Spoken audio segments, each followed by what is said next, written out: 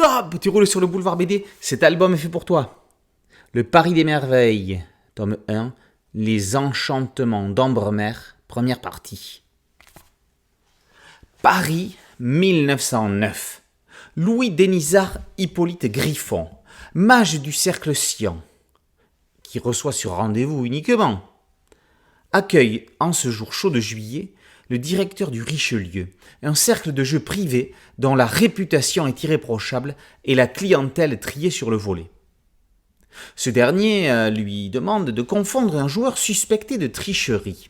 Ça ne devrait pas être sorcier, justement, pour lui, de le faire, mais une autre affaire l'attend. Dans un cabaret de Montmartre, Isabelle, une voleuse aux identités multiples, fée espionne, apporte à son commanditaire le fruit de son larcin soviétique, une broche et des lettres, qui, dans les mains de la police du tsar, auraient pu causer beaucoup de tort à la France. Mais avant tout, la broche doit être authentifiée chez cet antiquaire brocanteur, Isidore Alandrin. Tiens, Griffon doit s'y rendre aussi. Le mage et la belle vont s'y croiser et se retrouver mêlés à une affaire d'État.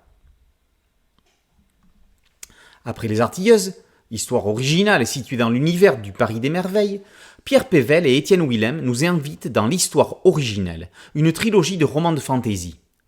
Le premier, Les enchantements d'Ambremer, inaugure évidemment cette adaptation. Mais qu'est donc ce Paris des merveilles ?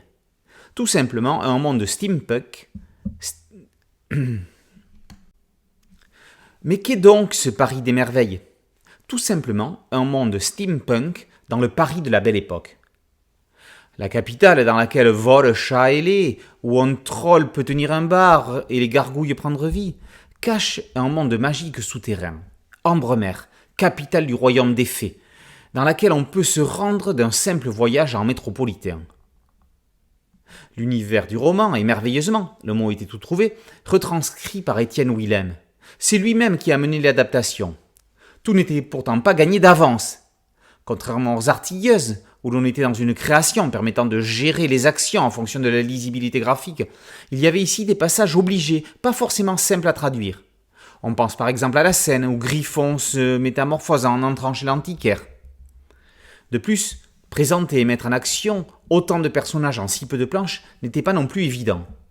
C'est chose faite avec brio dans cet album qui ne raconte que la première partie du premier roman.